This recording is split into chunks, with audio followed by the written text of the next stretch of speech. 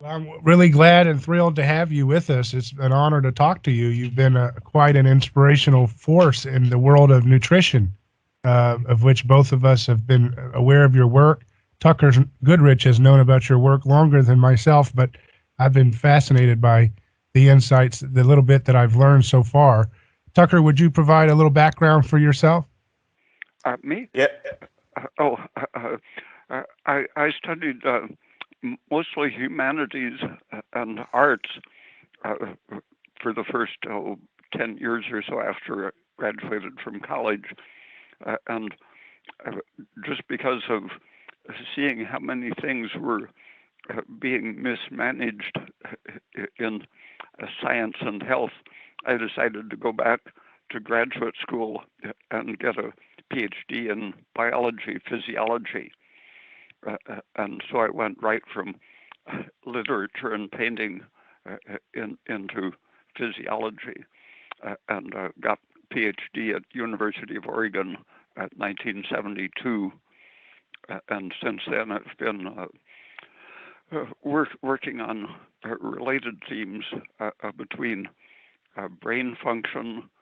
I, I got that was my actual first uh, interest in graduate school, but I discovered that the nerve biology and brain biology people were extremely dogmatic. And so I looked around the biology department and found that the physiologists, and especially the reproductive physiologists, were actually scientific rather than dogmatic. And so I concentrated on age-related changes in fertility in females in particular, and that turned out to be very valuable for understanding the brain, which had been my first orientation. The female hormones, actually progesterone, is a basic stabilizing factor. It's historically considered a pregnancy hormone, but it's essential for brain function in both men and women.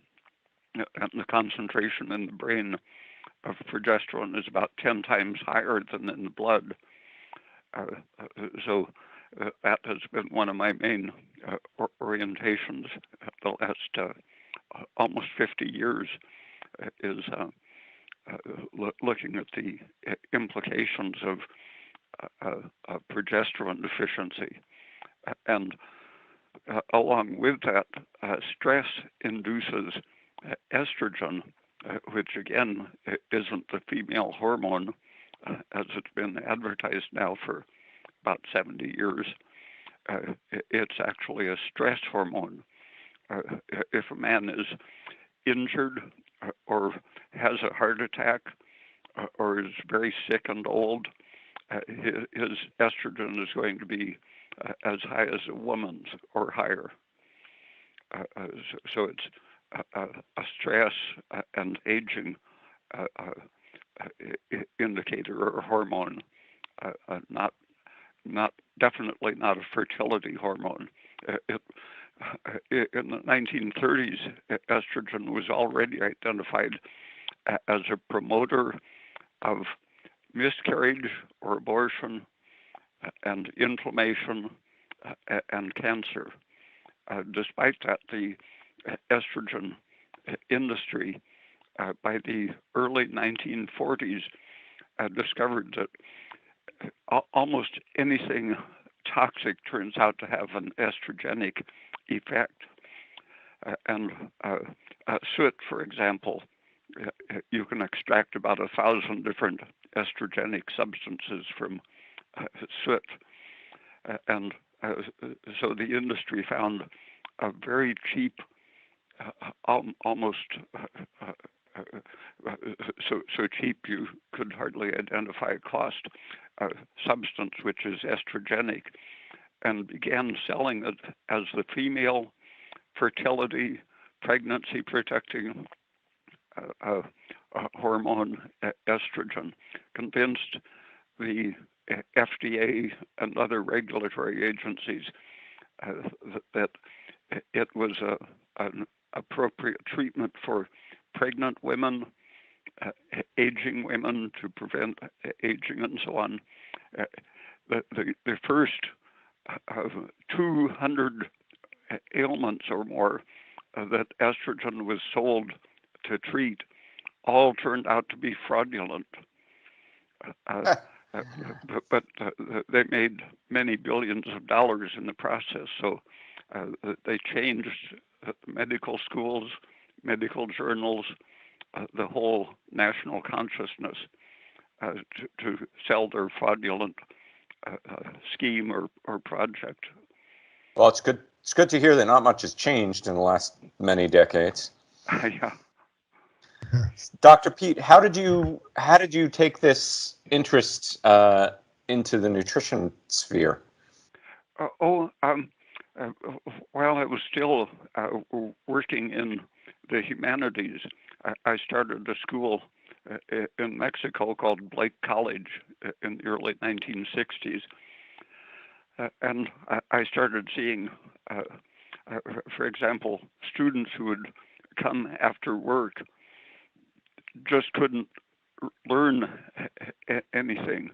And so I started giving them a wheat german egg, a biscuit, and coffee with a little vitamin B1 added, and they became good students. Just a few good meals, and their brains were functioning better. And then a friend mentioned that his niece was dying in the hospital of intractable diarrhea. And I told him what I had read in Adele Davis's book, written in the late 1950s, about vitamin B6 sometimes curing diarrhea. And after 2 or 3 days, he finally consented. He said they had given up and that she was probably going to die within a day or so. So he went over the doctor's heads and gave the kid 10 milligrams of vitamin B6. And within hours, her diarrhea had stopped and she was out of the hospital within a few days.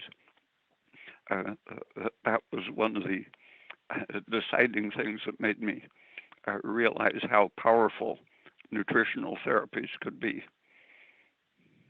Indeed, that sounds somewhat similar to my own experience, where I was able to put an inflammatory bowel disease that I'd suffered from for 16 years in remission in a couple of days by cutting back on my polyunsaturated fat intake. I was rather surprised at how effective it was, and that spurred my own interest in nutrition and your research, among other things.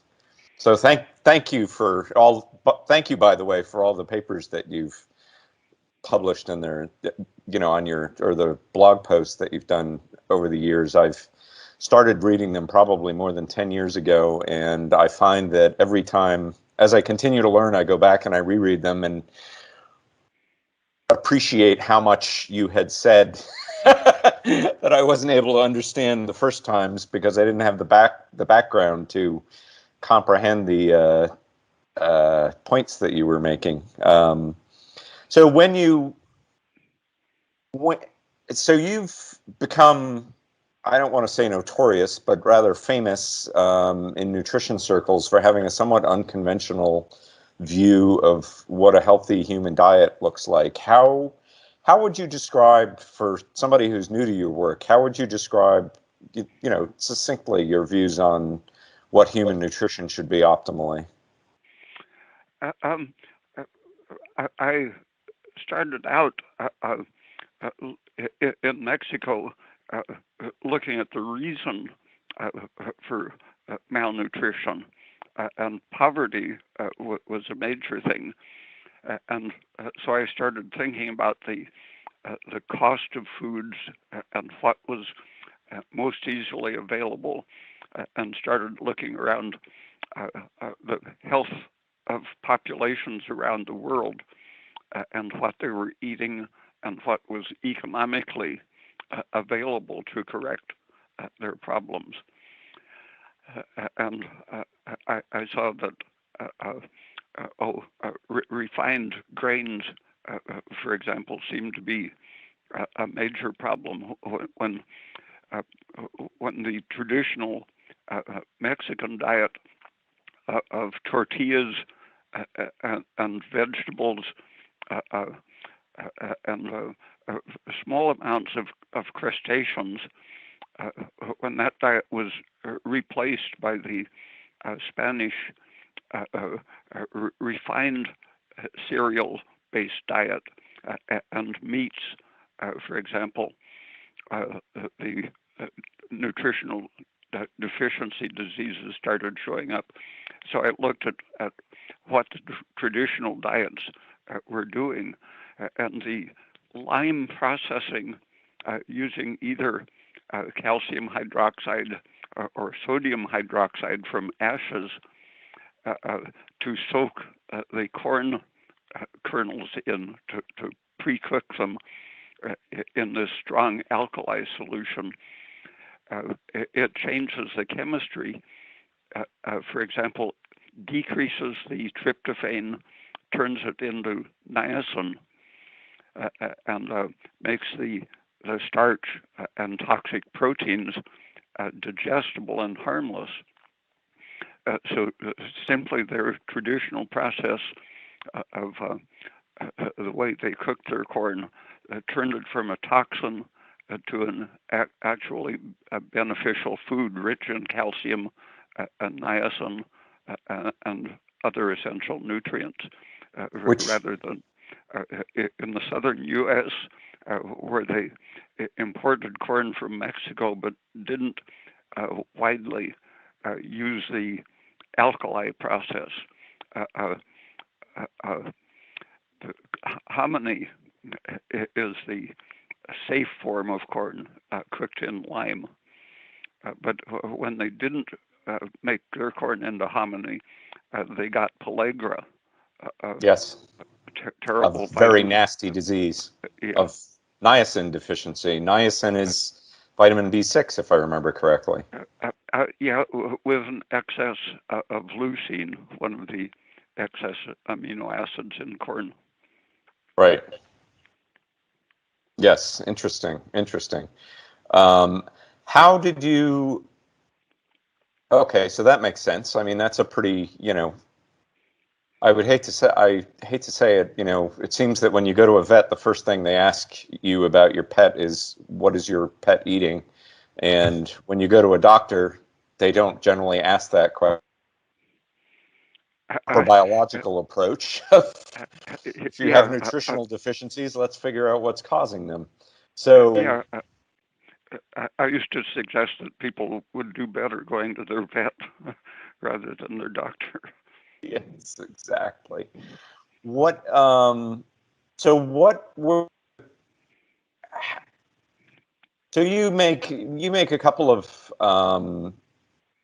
statements that a lot of people find somewhat confusing or hard to take. You're a fan of, to some extent, of consuming sugar as part of a healthy diet. Do you want to describe the rationale behind that?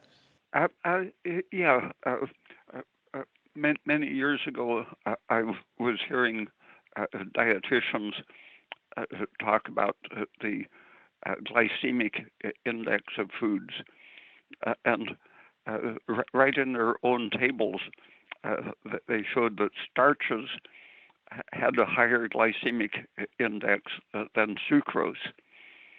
And that started me thinking about the difference between starch and sucrose. Sucrose consists of 50% fructose and 50% glucose, where starch is, when you assimilate it, it's pure glucose. Right. And glucose stimulates insulin, turning on fat production and lowering your blood glucose unless you have a steady intake of it, where the fructose component either doesn't stimulate insulin or even can have a restraining influence on insulin. And so intrinsically, the reason sugar has a lower glycemic index than starch is that the fructose component restricts insulin and restrains fat synthesis, and so stabilizes blood sugar. Right, and of course, for just that, was advocated as a better sweetener for diabetics for a while. Yeah, but it has to be, unless you extract it from ripe Jerusalem artichokes, which take a lot of care in storage and so on. It's generally manufactured chemically, and so it turns out that quite a few people have an allergic type reaction to the manufactured form of fructose. But if you eat fruits, for example, you not only get the fructose component of the sucrose, but the high potassium content of the fruit has an insulin-like activity that also restrains your body's production of insulin. So the fruit goes in with a slightly insulin moderating fructose content, and also simultaneously the potassium, which takes care of absorbing the glucose without needing to secrete insulin.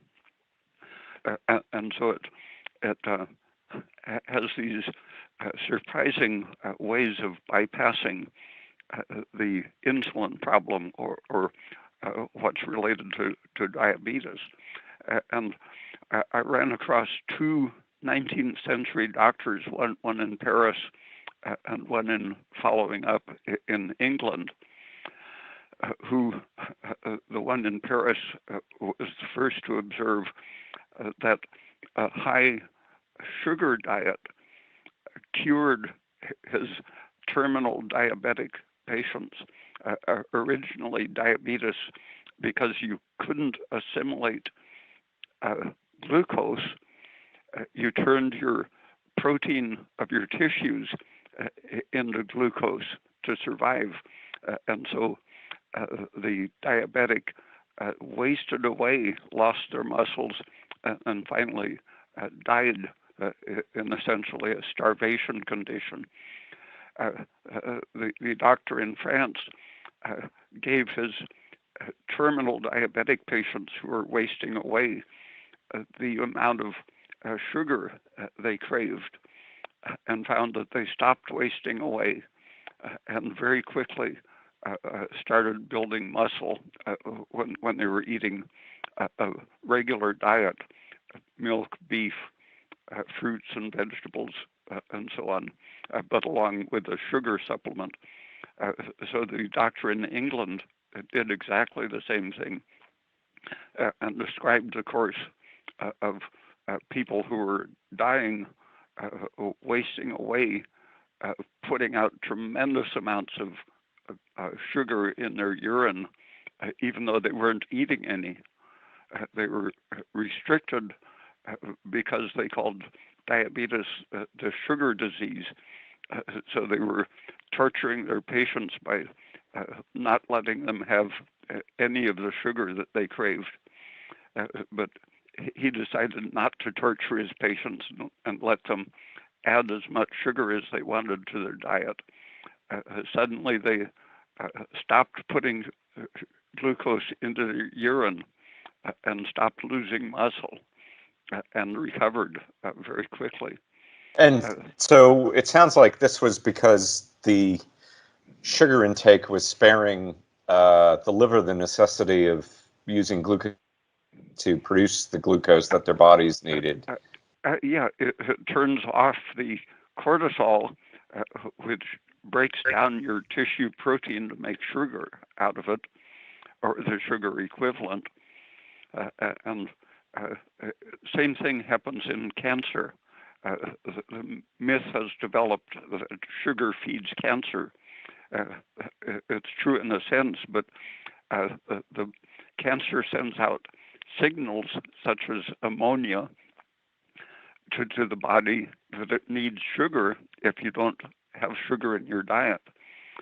And the body turns on extreme amounts of cortisol, providing sugar by breaking down your immune system and muscles and skin, all of your tissues, except the brain and lungs and heart are preserved.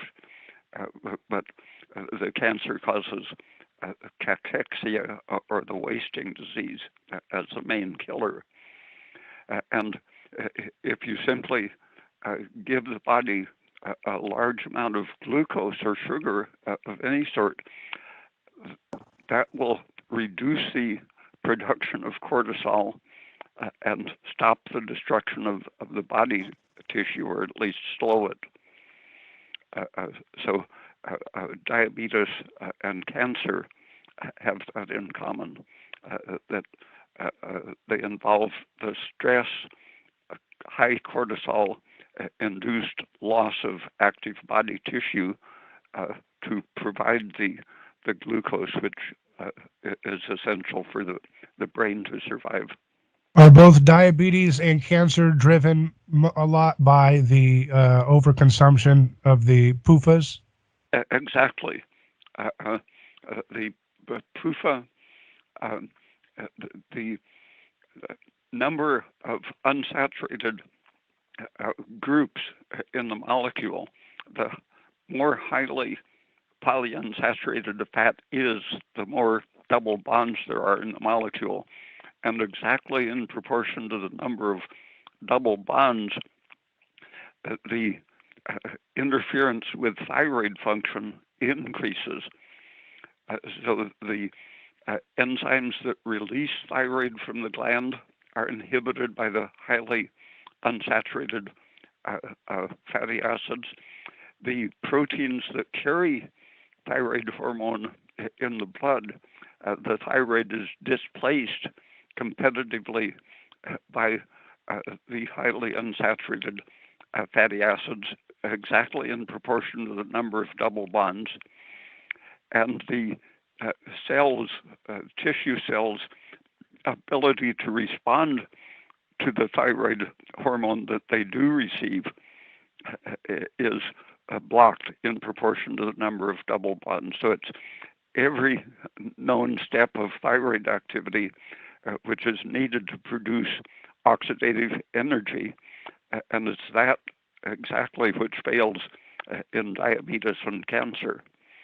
So you lose oxidative energy production from glucose, and the fatty acids, it's in the 1960s, research showed that as your free fatty acids in the blood go up from stress, from the need for more sugar in your diet, the increase of free fatty acids blocks exactly the ability to use and oxidize glucose.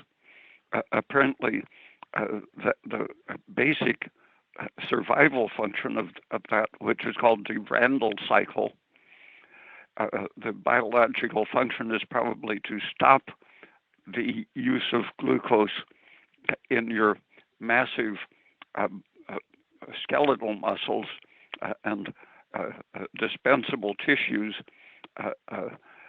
skin and muscles in particular, saving whatever glucose is available for use by the brain, heart, and lungs. But as the free fatty acids in the blood rise, then even the ability of the heart and lungs and brain to use glucose for energy decreases. And that's especially true if the free fatty acids are highly unsaturated, because they are increasingly toxic to the mitochondria in proportion to their instability and high unsaturation. Okay. Now this, wow, this reminds me of one of your blog posts, Dr. Peat. That's of information, and there's a lot of unpacking that can be done to understand some of the things. Your comments, to go back to your comments on sugar, there are primitive tribes that subsist on high amounts of honey, which is effectively the same thing as sugar, up to 80% seasonally in some groups, and to suffer no ill effects, which speaks to your view that sugar isn't, except for perhaps for its dental effects, a harmful nutrient. There's organization, I will say, of fructose going on nowadays. There's a physician out of San Francisco, Dr. Lustig. I don't know if you're aware of him, who's done. Yeah, I saw his famous video. Right. Okay. Do you have any thoughts on what the difference between your view and his view on fructose and metabolism? Yeah, during his talk in that video, he quickly shows many references in the background, and I looked up all of the references that I could read, and found that they supported my argument as much as they did his. And for example, he described fructose as a poison similar to ethyl alcohol. And in fact, if you're poisoned by an overdose of ethanol, if you're very, very drunk, the antitoxin or the antidote to alcohol poisoning is fructose. It exactly reverses the changes inside the cells caused by alcohol. So he was right about alcohol being a metabolic poison. He was exactly wrong by saying it's like fructose. Fructose is the antidote to the alcohol effect. That's fascinating, and that is very interesting. Tucker, I wanted to ask, what he mentioned about the role of PUFAs in causing cancer. Is that related to kind of what you've proposed about cardiolipin and its role? Could you explain that, or maybe Dr. Well, Peat? yeah, PUFA seems to be a mitochondrial toxin to the effect that, I mean, there's some argument that your mitochondria actually prefer to burn it to get rid of it. It seems to be toxic to the extent that it alters the mitochondrial composition, which makes it more susceptible to oxidative damage, and this breaks down the electron transport chain, impairing mitochondrial function, especially the ability to process glucose. So,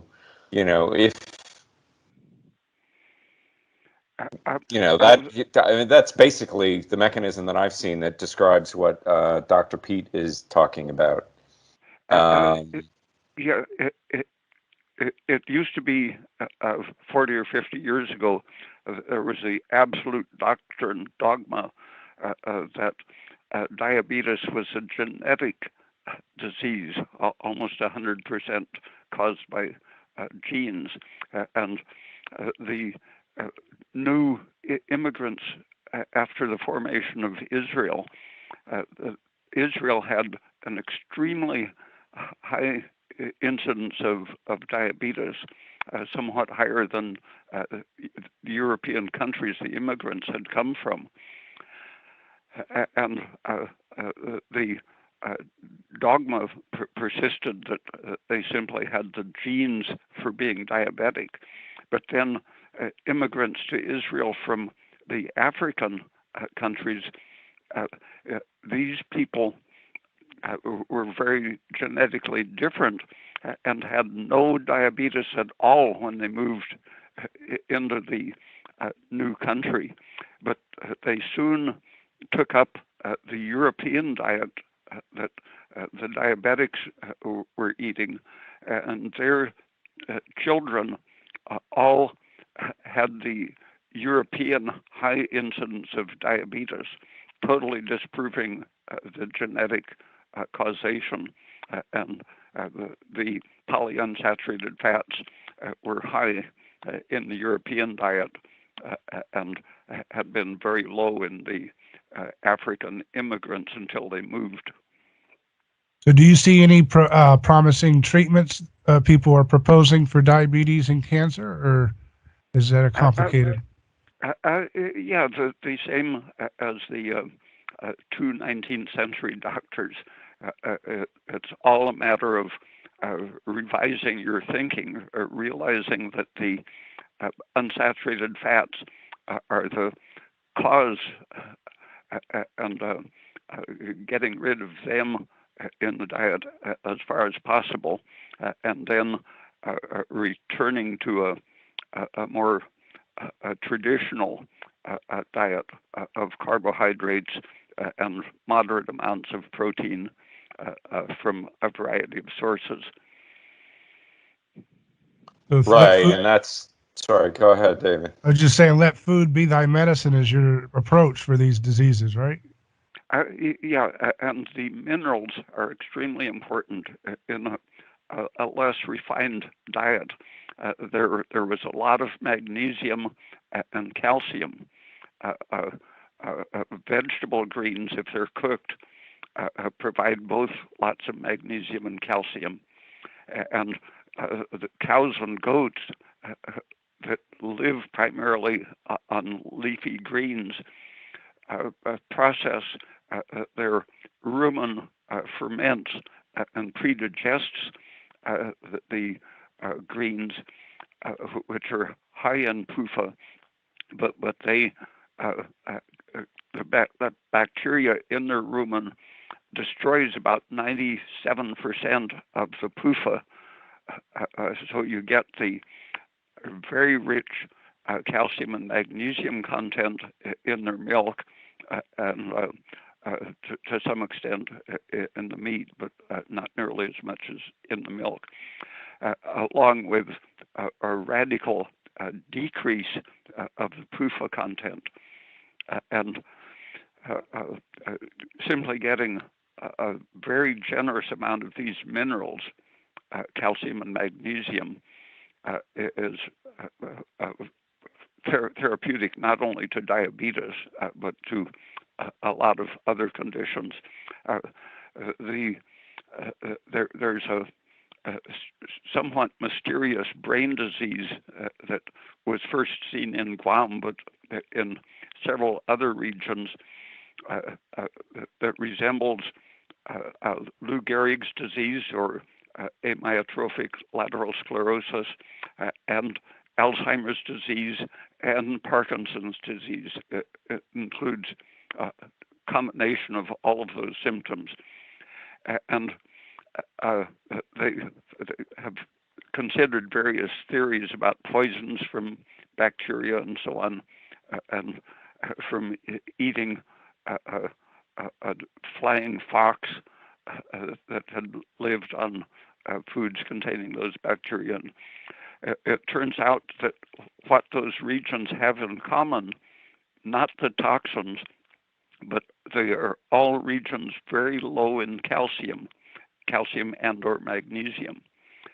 And in the absence of a large amount of calcium or magnesium in your diet, the brain cells take up any positively charged metal in place of the calcium and magnesium. What happens when you're deficient in calcium is your parathyroid gland becomes hyperactive, turns off almost directly or indirectly your mitochondrial function, decreases your ability to produce energy, and lacking energy, cells tend to calcify, and the calcium is in early years protective of these de-energized, devitalized tissues. But if it continues for a long time, the diet deficiency of calcium leading to hyperparathyroidism and reduced mitochondrial energy leads to eventually destructive levels of calcium in the tissues, such as hardening of the arteries, calcification of the brain, heart valves, kidneys, and so on. But in these island regions, they called it Guamanian dementia because it was discovered on the island of Guam.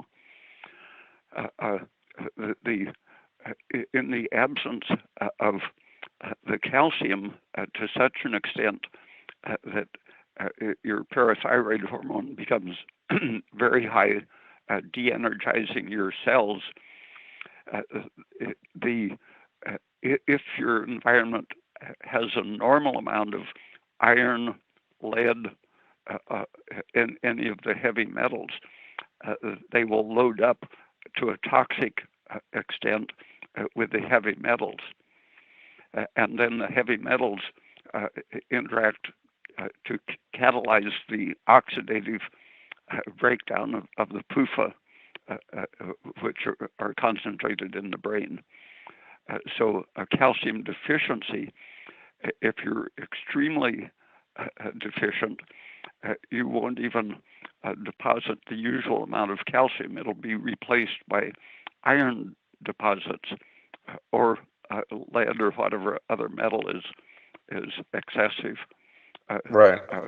Copper, molybdenum, and manganese, for example, and aluminum. Aluminum is a major accumulated mineral because it's generally abundant when calcium is deficient. Huh. Interesting. So now you mentioned at one point in our discussion how high fatty acids can impair insulin, and there's been, obviously, as I'm sure you're well aware, ketogenic diets have become quite popular outside of the therapeutic indications in the last few years. Some people have used your writings to say that a ketogenic diet can be harmful because the lack of glucose increases cortisol to meet the body's glucose requirement, and that this is a harmful side effect of a ketogenic diet. Is that a fair representation of? Yeah, it's an essential to making the ketones. The ketones are great if you get them in fruits and potatoes, for example. They work fine as an energy source for heart and brain and so on. But if you have to make them yourself, the way you make them is to break down proteins, which will come necessarily partly from your own tissues, despite the fact that you're eating a lot of protein. The cortisol doesn't care whether it's exogenous protein or your muscle protein that it breaks down. And so when you're starving your tissues for glucose, your brain, lungs, and heart are going to get glucose any way it can, which means from protein. And so you break down your own protein or your food protein, and in the process, you have to dispose of the large amount of ammonia released by the protein. That means that you become increasingly dependent on carbon dioxide to combine with the ammonia to make urea and get rid of the potentially toxic ammonia. And if something interferes with your carbon dioxide production, specifically not oxidizing enough glucose, which produces about twice as much CO2 per unit of energy as oxidizing fat, you're creating a situation in which you have these multiple interacting stress factors that generally, at an extreme, it can end up with poisoning your brain with too much ammonia, but always to some extent poisoning your body with too much cortisol breaking down protein to make the glucose to sustain your brain and lungs and blood system. Right, understood. And that would explain why people who go on a ketogenic weight loss diet seem to experience a little more free fat mass or fat-free mass loss compared to people who go on a high-carb, low-fat diet when they examine the two side by side. Just looking at the pancreas gland itself, way back around 1920, people were thinking of genetic reasons for the loss of the beta cells in the pancreas that can make insulin. And it turns out that we have stem cells in the pancreas constantly replacing. If you kill, for whatever reason, your beta cells, there are stem cells ready to give birth to new insulin-producing beta cells. And glucose is the sustaining factor for making new stem cells, for maintaining the ability to replace the missing insulin-producing cells. But free fatty acids are constantly killing the beta cells. So a deficiency of glucose limits the stem cell production, and an excess of free fatty acids kills the beta cells faster, and that means that you can very quickly activate the stem cells to make new beta cells, and at the same time, by increasing the sugar availability, decrease the free fatty acids which are killing the beta cells. And that can account for how these two 19th century doctors so quickly cured terminal diabetics.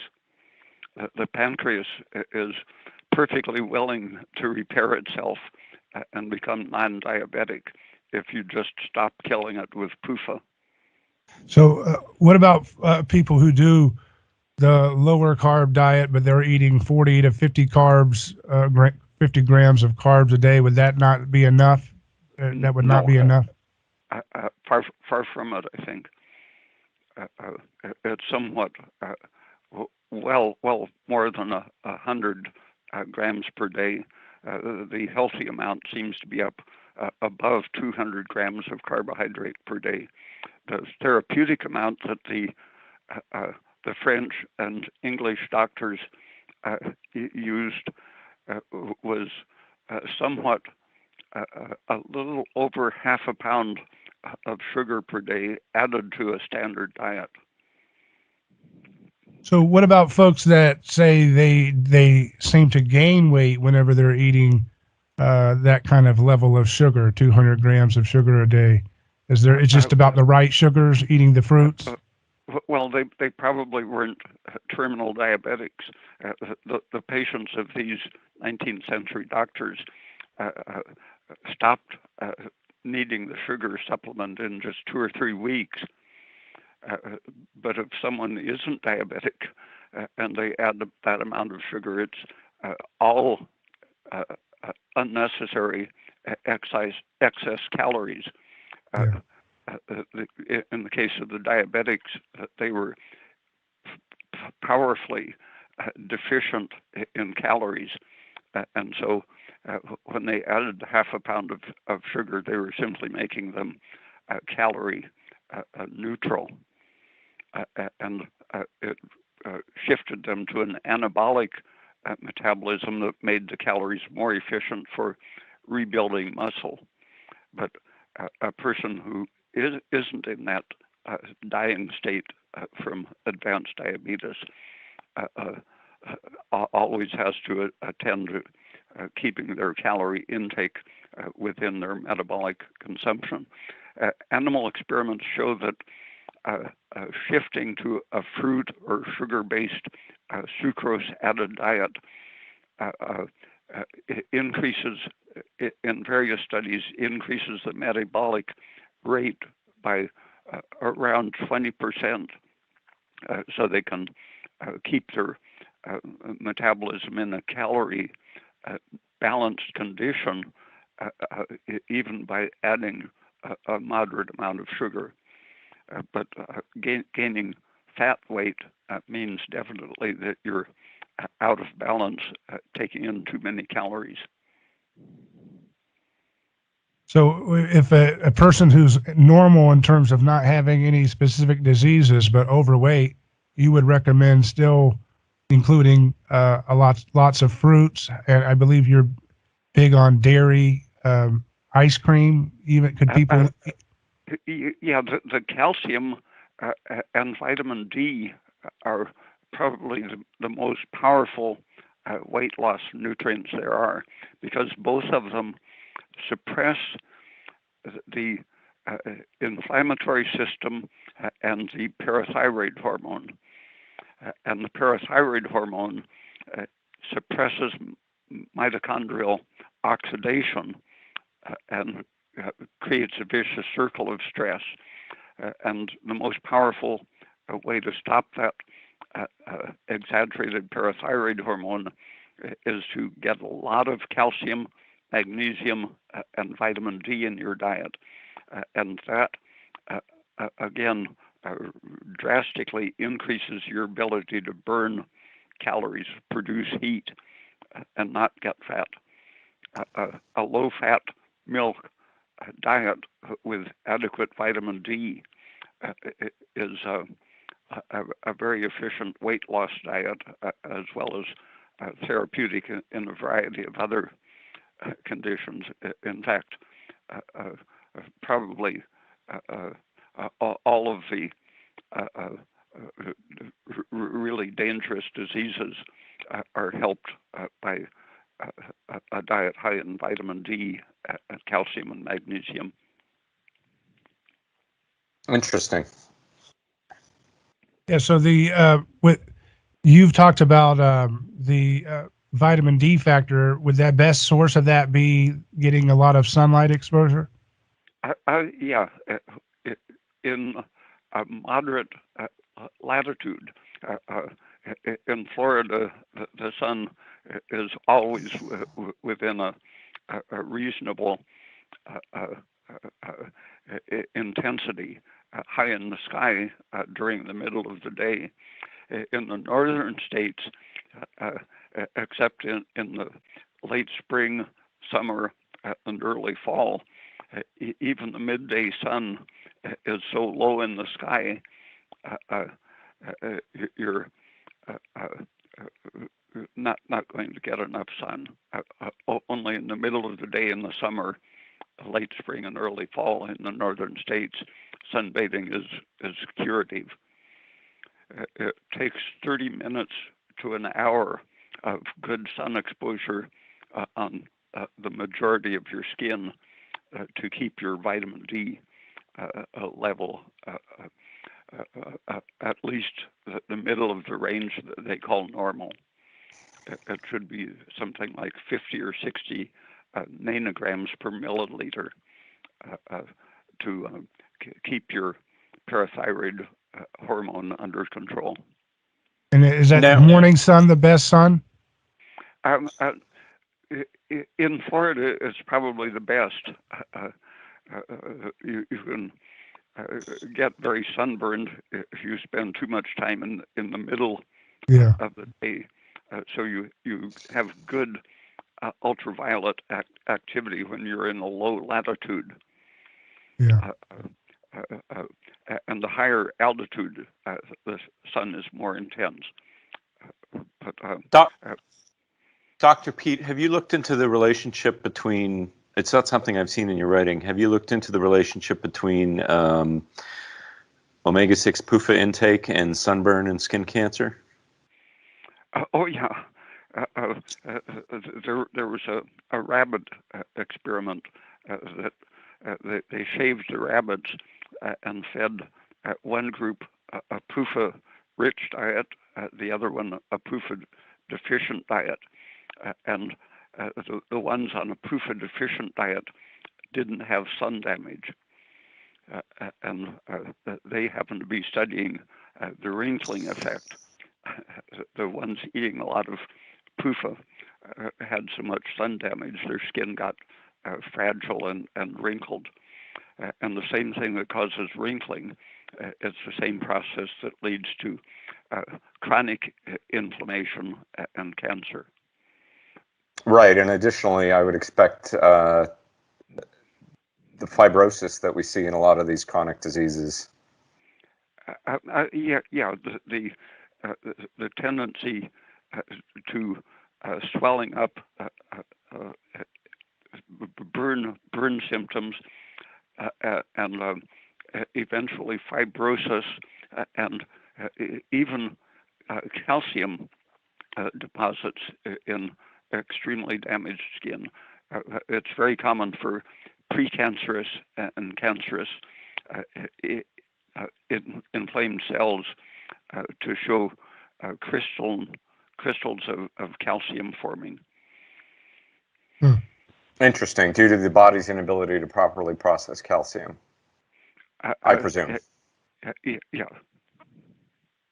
Interesting. Yeah, I discovered myself years back after going to a low omega-6 PUFA diet that I, within a few weeks, had a much lower susceptibility to sunburn. I've also noticed a lower susceptibility to just burn from hot things like, kitchen accidents and the like. It's been a rather dramatic alteration that a lot of other people have reported when they go on a diet that's also low in omega-6 fats. Like a lot of the people who go on a carnivore diet, if they're eating a lot of beef, they're going to get a lot less omega-6, and they've not entirely, but pretty unanimously noticed a decline in susceptibility to sunburn. And vitamin D and calcium help that along. They are contradictory to the PUFA effect. I used to sunburn just ridiculously easy. Just driving with tinted windows in a bright sunny area in the desert, for example, I would get horribly sunburned right through the windows. And 5 minutes in the midday sunlight in Mexico, and I would have a lobster-looking skin color. But after supplementing vitamin D, getting lots of milk in my diet, and avoiding PUFA as completely as possible, the last time I was in Mexico, I was able to work the whole day at about 7,500 feet altitude, extremely intense ultraviolet, no burning at all. Wow. Right. When you talk about, I've noticed similar myself. I now live in Idaho in the high desert, and I'm not impervious to sunburn, but I can go hours out in the exposure, out in the sun without getting a serious burn. It's quite pleasant not having to worry about that. Very, very convenient. I used to wear a hat all the time, but I don't bother with a hat anymore.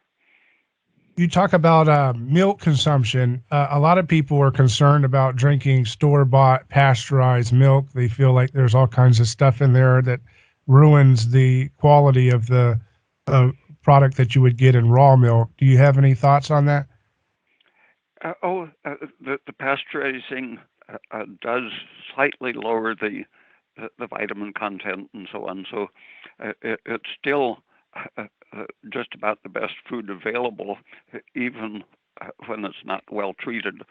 But if you have a problem with one brand of milk, I found that the taste of the milk is a good indicator of how easy it is on your digestion. But some people do react probably to the way they've added the vitamin A and D. They use an emulsifier, and some of the emulsifiers might cause digestive problems. But if you try different brands, you can usually find some kind of milk that agrees with your digestive system. And if you haven't been a milk drinker, it's important to start with, for example, half a glass with each meal, and then gradually build up over a few weeks, because it takes time to induce enzymes such as lactase in your intestine. Even lactose intolerant people, if they go at it gradually, can induce the enzymes needed to break down lactose. So you don't seek out raw milk yourself. You don't drink that. No. Uh, if I had a good, clean source, a lot of even commercial dairies don't wash the udders of the cow before they milk it. When we had a cow at home, we always carefully sponge off the udder to get rid of the dandruff and any dirt that might be possible to get into the milk. But lots of dairies don't do proper hygiene with their cows. Should children drink low-fat milk or full-fat milk? What kind of children? Just children growing up. Should they drink Oh, a full-fat or low-fat or? It depends on how active they are. Nowadays, kids are more likely to be watching their computer or telephones than doing active calorie burning. So I think usually 1 or 2% fat content is good even for kids. In a dairy country where people are working vigorously 8 or 10 hours a day, then full-fat milk is very appropriate because they need the calories and will burn them. But very often people who drink whole milk and have a sedentary way of life are going to get fat. Right, right. I mean, although there's, have you seen Herman Pontzer's papers on exercise and obesity? Who is that? Herman Pontzer, Pontzer. He's a. No, I haven't seen him. They're pretty interesting. I mean, anyway, that's a little off topic, but I highly commend his work. It's quite interesting looking at the relationship between exercise and obesity. One of the overlooked things that exercise does, if you're working, for example, you don't have to think of exercising if you're moving bales of hay or milking a cow or whatever. But one of the overlooked things is that muscle activity increases your body temperature, and the increased body temperature increases your calorie burning ability. And so it's similar to what thyroid supplementing does. The good body warming effect of physical activity keeps your metabolic rate going with an anti-inflammatory effect. If you're sedentary, your body's temperature falls and you go into a pro-inflammatory state. Well, of course, exercise also upregulates your resistance to oxidative stress, which, from my understanding of that term, is generally what it means in practice is a toxic effect of omega-6 fat breakdown. And exercise increases your ability to detoxify omega-6 fats in the body and their metabolites. Yeah, and increased body temperature is a very powerful effect in reducing lipid peroxidation, for example. Higher body temperature lowers inflammation and lowers lipid peroxidation, makes you oxidize properly rather than oxidizing fats that shouldn't be oxidized. Right. Now, so that gets another controversial position that you hold, and I will, with the caveat that if assuming I understand it correctly, let me describe what I understand, is that you caution people against excess fish oil intake. Clearly, omega-3 fats are also susceptible to lipid peroxidation, just like omega-6 fats are. Much more so. Much more so, okay. Although, so do you want to describe your position on that so I don't mangle it?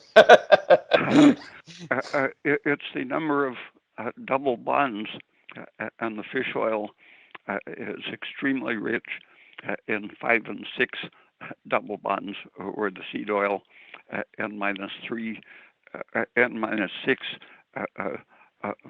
vegetable oils typically have 2 or 3 double bonds. Those are sufficiently toxic, but when you get 5 or 6 double bonds in a molecule, the instability is that much greater. The anti-thyroid effect of the fish oil, very highly unsaturated, is that much greater than the seed oil. But the good thing is that they are so unstable that a large part of them breaks down before they even circulate to your tissues. And it's the breakdown products, the oxidation fragments of the N-3 fish oil type of PUFA that has the so-called anti-inflammatory effect.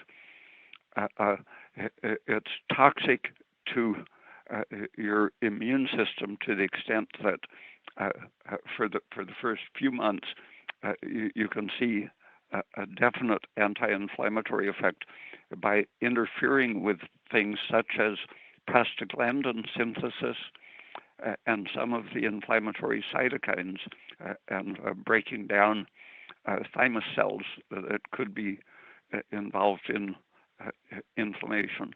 But the trouble is that prolonged use, after about 6 months, this anti-inflammatory effect starts becoming immunosuppressive. And over a lifetime, the amount of the long chain, highly unsaturated N-3 accumulates, stabilized to some extent by forming an ester with cholesterol molecules. Mm-hmm. And that happens in atherosclerotic plaques in the arteries. And then when it does oxidize, forming age pigment-like material in your arteries, that's part of the buildup of the high cholesterol containing plaque. But it's the PUFA esters that start the process of forming age pigment and or arterial plaques. But that process continues in the brain, so that the old person's brain has much more fish oil-like molecules. The baby's brain, any healthy pregnancy delivers a baby who is, according to the dietitians, deficient in the so-called essential fatty acids.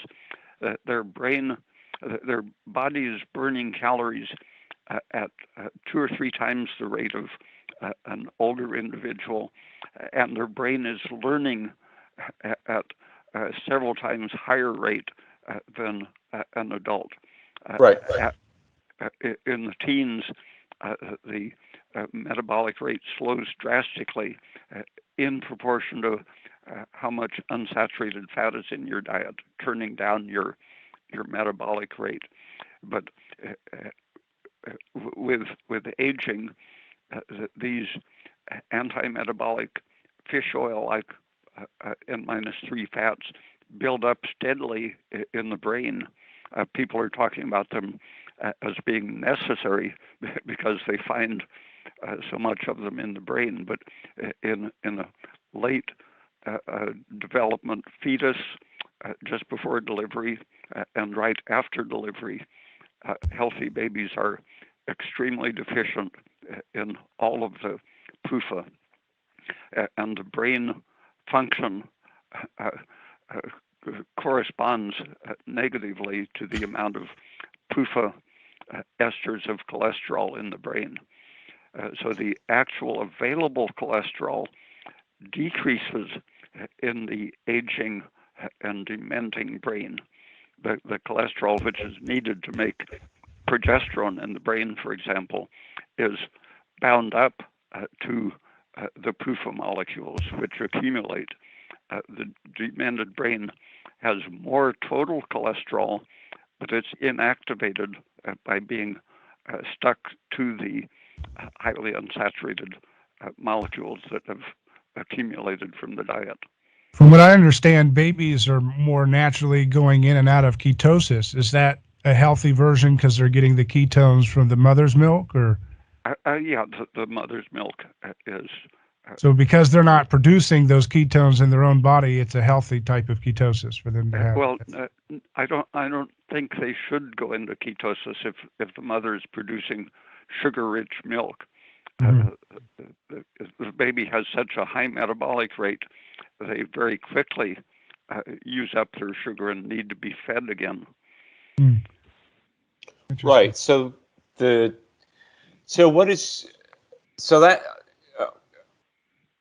okay. So let's distinguish though between fish oil and fish consumption. I mean, I've read some of your posts where you recommend eating some amount of fish, but not necessarily the fatty fish like salmon and mackerel and sardines that we're all told are the healthiest fish because of the high omega-6 content. And I mean, you mentioned at the beginning of this discussion, Mexicans eating crustaceans and having a healthy diet. And of course, the Japanese eat a lot of fish and have a fairly healthy lifespan. Yeah, what the crustacean eats, the PUFA derive generally from algae, and the very simple sea creatures or water organisms live ultimately from the nature of the simple single cellular sun-dependent organisms, and so if the food that the crustacean eats has a more saturated fat because they live at a warmer temperature, then the crustacean itself is going to have less of the fish oil material. For example, right. In the Amazon with a high water temperature, 85 degrees or so, the fish fat there is closer to butter than to what we think of as fish oil from the northern seas that are very cold. Of course, and the same effect holds true for vegetable fats, that coconuts and palm, which come from tropical areas, are much more saturated than grains, which tend to grow in temperate climates. Yeah, and you can show that effect.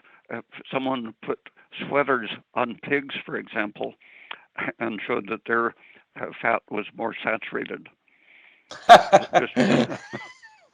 That's very funny. Interesting. Now, sorry, David, go ahead. Well, I just wanted to ask about some other things to avoid PUFA. Should people avoid the chicken eggs from the grocery store, pork, fatty chicken, because they have a lot of high linoleic acid in the fat? Right. When I make chicken broth, I let it cool enough to skim off as much of the fat as possible. And someone sent me some of their pork. They had the fat analyzed, where the agriculture department found that their so-called saturated fat from lard was actually over 30% PUFA. But this pork producer sent me a sample of their foods, their bacon and such, that by analysis had only 4% PUFA, and butter is from 2 to 3% PUFA. So that pork would be very safe. And if you feed your chickens or your pigs a good diet, like my friends in Mexico feed their chickens table scraps, lots of tortillas, carbohydrates, and let them eat bugs that are relatively saturated. Their eggs taste much better Yes. and are low in PUFA. The worse the supermarket egg tastes, if they give them flax, for example, the eggs will taste like fish because of the highly unsaturated fats. Right. Yeah, I noticed.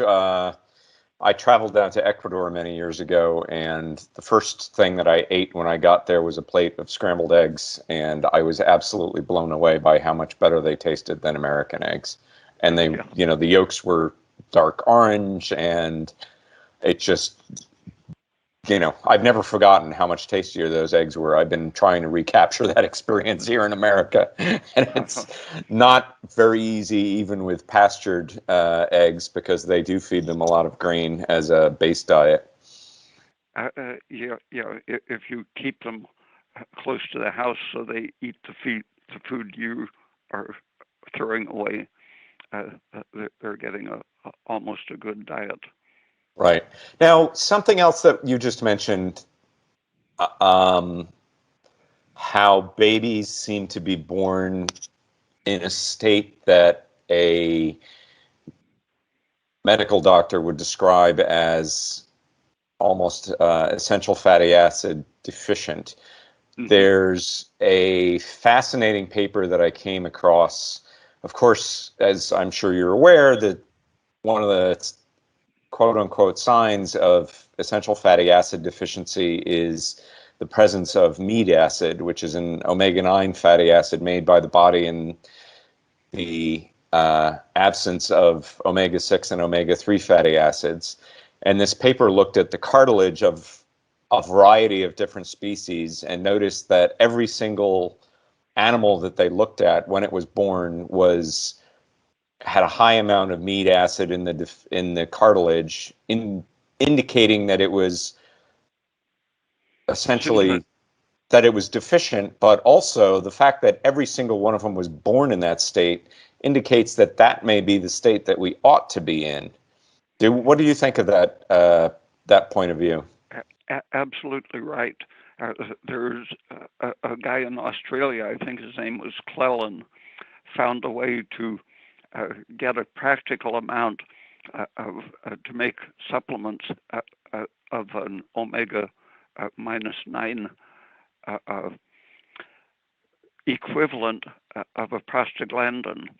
Our bodies, when we're deficient in PUFA, will still use the enzymes that makes that make prostaglandins, but they will act on the omega-9 fats, producing prostaglandin-like material, except these are anti-inflammatory and regenerative, where the prostaglandins we know made from N-6 fatty acids are invariably harmful. Even the so-called good prostaglandins have their harmful side effects, breaking down bone structure, damaging nerve cells, skin cells, blood vessels, everything the prostaglandins we're familiar with all have their very harmful effects, but the omega-9 based prostaglandin-like substances are actually essential and beneficial to good health, but you have to be deficient in the so-called essential fatty acids before we produce enough of the meat acids to reliably make these anti-inflammatory protective prostanoids. Interesting. And animal experiments, I've accumulated about 20 of them, I guess, showing that any injury to the animal is minimal when the animal is producing meat acids and deficient in the so-called essential fatty acids. Now, what do you mean by any injury to the animal is minimal? They took some of them by the tail and whacked them against the furniture, and gave others cobra venom, all kinds of toxins that they could think of, poisons that would create diabetes in other animals, didn't hurt these deficient animals. See, now that is again fascinating, because one of the things, and I've posted about this on Twitter a number of times, that I have noticed since going on a low omega-6 diet is that I am much more resistant to injury, and especially to pain from injury. And at first it was so extreme that I was concerned that I was coming down with leprosy, of course, the primary symptom of which is peripheral nerve degeneration to the point where you can't feel things. But, 10 years later, it's still going on, and I'm, obviously don't have leprosy, but am still largely impervious to these little minor impacts. I've never heard of animal studies actually showing that. That's quite fascinating. The prostaglandins, the corresponding accumulation that's generally related to age as you eat the standard diets. The prostaglandins are easier and more abundant to produce with a minor injury the older you are, and the more of these unsaturated fats you have in your tissues. And so an old person injuring their tissues gets worse symptoms. A very healthy, say a 3 or 4 year old can get a bruise or a scrape or a cut, and in 3 or 4 days there's no sign of it left, or an old person will sometimes develop a chronic problem, or at best it might take 2 weeks to heal an equivalent injury. Right. Yeah, that's exactly what I've noticed. I heal much more quickly. I'm much more, impervious to pain. I had a coal recently fly out of a campfire and land on my leg, and it hurt a lot when it was sitting on my leg, burning me and burning a hole through my pants. As soon as I took it off, the pain went away. And, previously I would have expected a burn to hurt for days. And now the pain went away as soon as I had the source of the burning off my body. And it just blew my mind what a stark difference it was from my previous experiences. Hans Selye, who was famous for the stress physiology, he carried his stress studies from the systemic level down to the tissue level, and found that such things as polyunsaturated fats caused all sorts of susceptibility.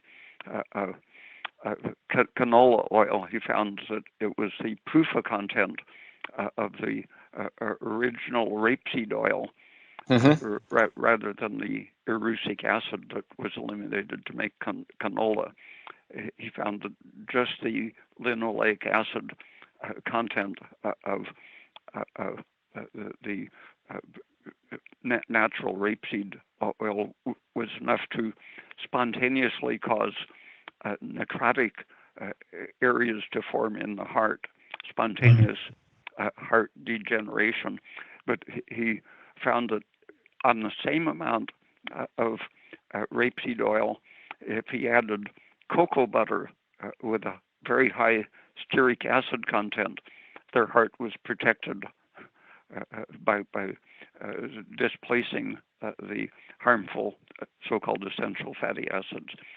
And other studies of his showed that vitamin E, which prevents the breakdown of polyunsaturated fats, protected against all of the consequences, starting with histamine release from any kind of injury you can think of.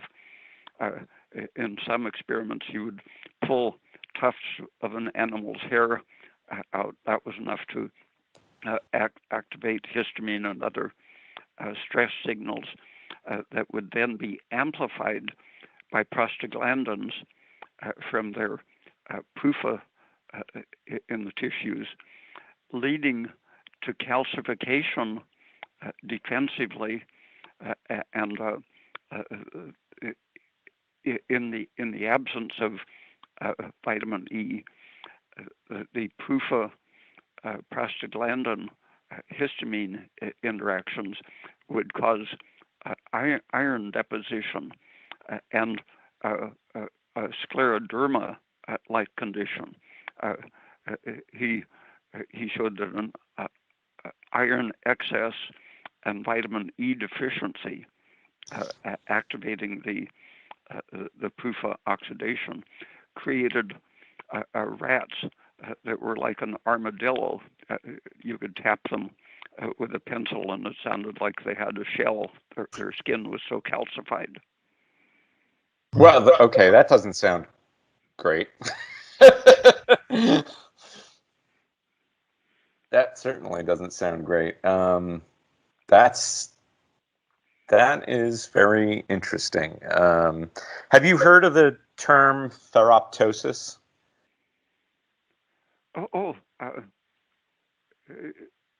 Yeah. In fact, that's part of the current newsletter I mean to write in the next few days, is how that concept really is an extension of what Hans Selye was working on. He would inject iron chloride, for example, and create a predisposition to tissue injury, cell death, inflammation, calcification, fibrosis, and so on. Interesting. Yeah, I mean, ferroptosis to me sounds like a description of how iron catalyzes PUFA oxidation, and I think blaming it on the iron is a bit misleading. I think Hans Selye was on the right course 60 years ago. Dr. Peat, how does one subscribe to your newsletter? And I ask you this because I would like to. And I'm sure a lot of our the, listeners would be interested in doing so as well. yeah, the email address is Ray Peat's newsletter with the S but no apostrophe at gmail.com. At email or Gmail? At gmail.com. Yeah. Gmail.com. Mm-hmm. And just send an email asking to be subscribed? Cost $20 for 12 issues over 2 years bi-monthly. Okay. I wanted to ask you quickly, we recently interviewed Professor Bruce Hammock of UC Davis, who's been studying linoleic acid. He was first looking at burn patients and how they were affected by their high amounts of linoleic acid in their body, and how their infections were correlated to that. And then he discovered the soluble epoxide hydrolase enzyme. Go ahead, David. Sorry. And he recently published a paper in Frontiers in Physiology describing that they were examining severe COVID patients who had this ARDS disease, and he said the majority of them were all, every one of the ones they looked at had this high amount of leukotoxin from linoleic acid that was causing the acute respiratory distress syndrome. Is that similar to what you would suggest is causing a lot of this recurring severe cases for this pandemic? Yeah, the iron and PUFA are exactly part of any stress reaction of viral, inflammatory, thrombotic diseases. It's all the sort of thing that Hans Selye was exploring in the 1960s. So iron is just as problematic as PUFA as a stressor, or am I? Well, they go together. When your energy production slows down because of PUFA, the tissue has many reactions, so that a defensive reaction to any sort of injury or infection increases the heme oxygenase production and potentially antioxidant process, but the heme oxygenase breaks down heme, depositing iron in the tissue as well as carbon monoxide, further slowing down mitochondrial energy production while the iron accumulates.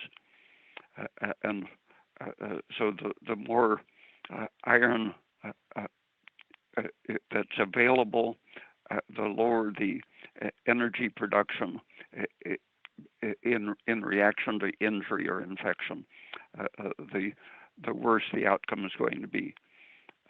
So iron chelators, for example, can be therapeutic in some situations, but just reducing the amount of iron in your diet and milk and cheese as major factors in the diet are going to protect you very quickly against the retained iron excess, make you less susceptible to degenerative injury, ferroptosis, inflammation, and so on from any stressor, including viruses. So should you reduce your red meat consumption even if you've gotten rid of your PUFA consumption, reduce your seed oil consumption completely? Yeah, the meat not only has a very out of balance iron excess relative to copper and other minerals, it also has an imbalance in the direction of tryptophan and cysteine, which are anti-thyroid, pro-inflammatory amino acids, and an extremely out of balance excess of phosphate, which is an excitatory agent, counteracting the protective, quieting effects of calcium.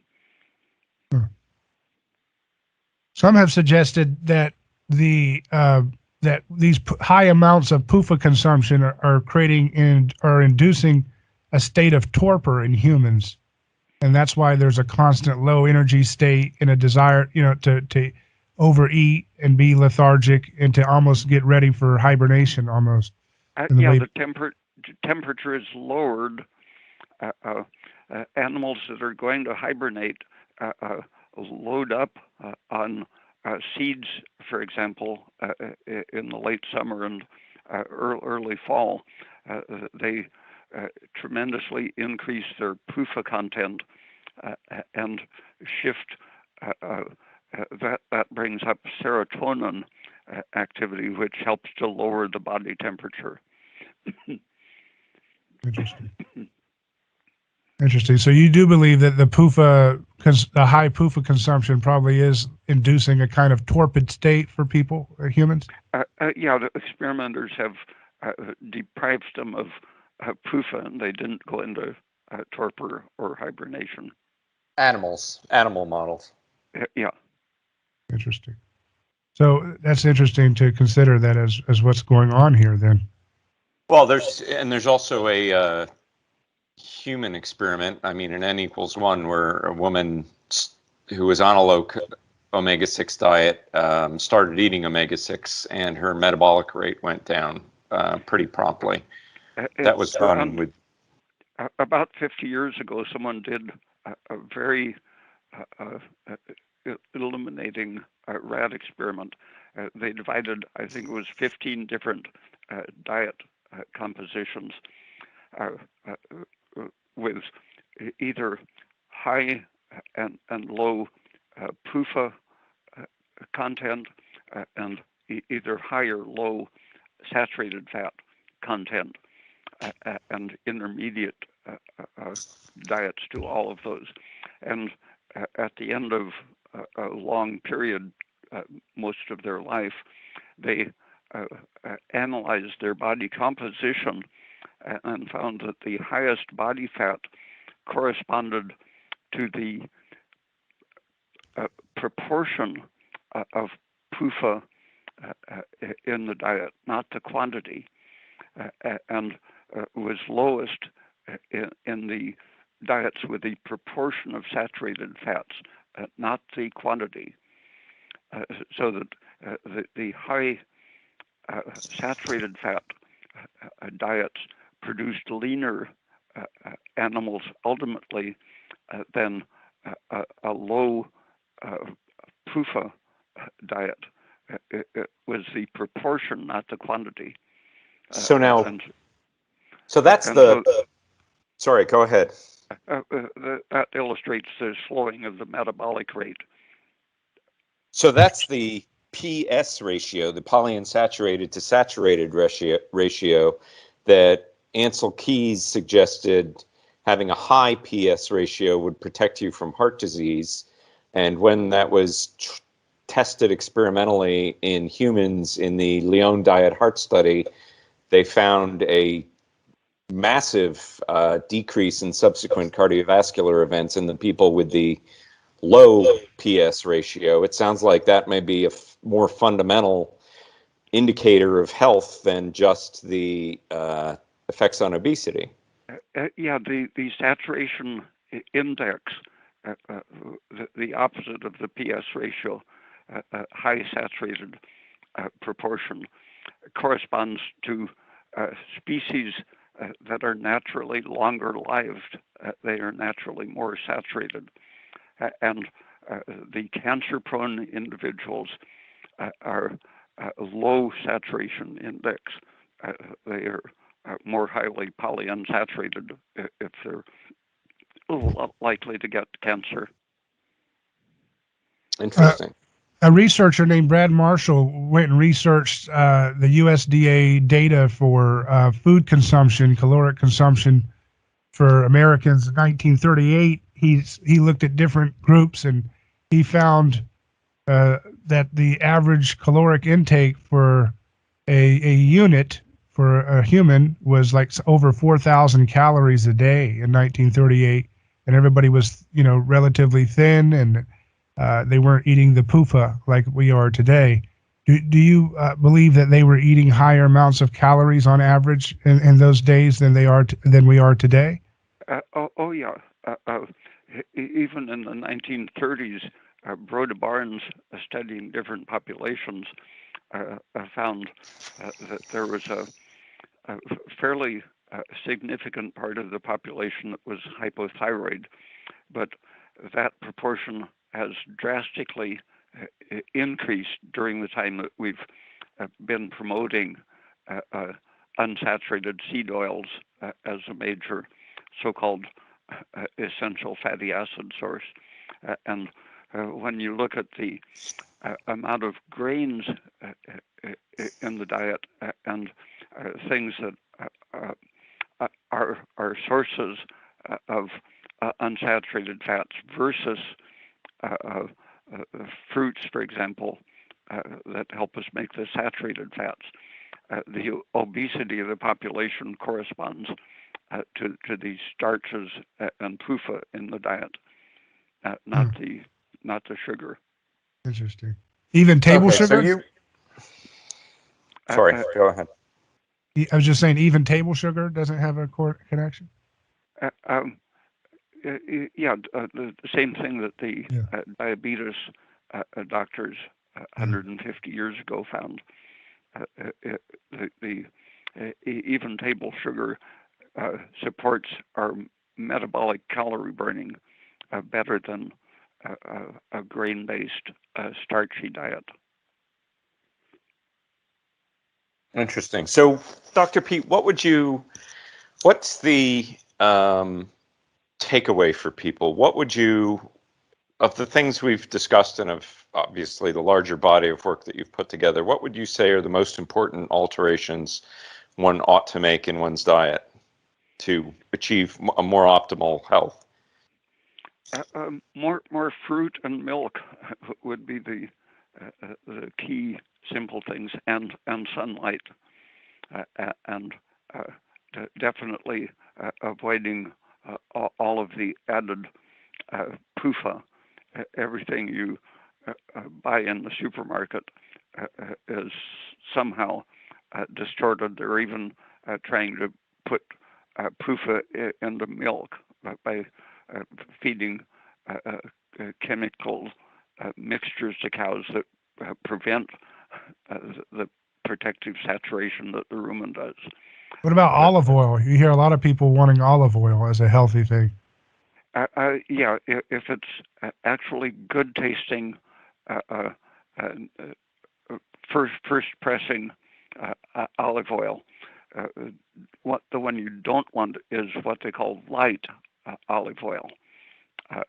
It has a much higher PUFA content, but good first pressing olive oil is only 8 or 10% PUFA usually. Very good. Right. Well, this has been very fascinating, Dr. Peat. We really appreciate everything you've shared with us. Yes, great, as always, great cause for thought and further research. Yeah, thank you for your time. And can you give out that email again for those who want to subscribe to your newsletter?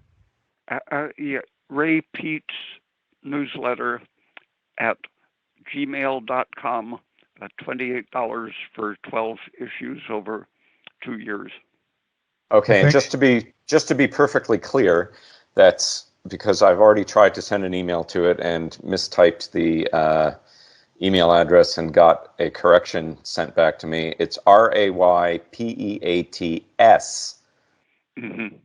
newsletter. If you leave the S out, somebody will send you back an automatic correction. That's good they corrected. I suppose whoever it is has gotten a lot of these.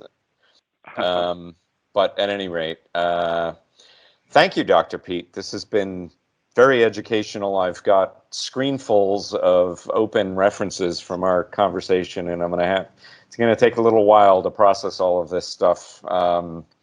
But it's been really quite enlightening. Good talking to you. Yeah, you too. Take care. Have a great day. Bye.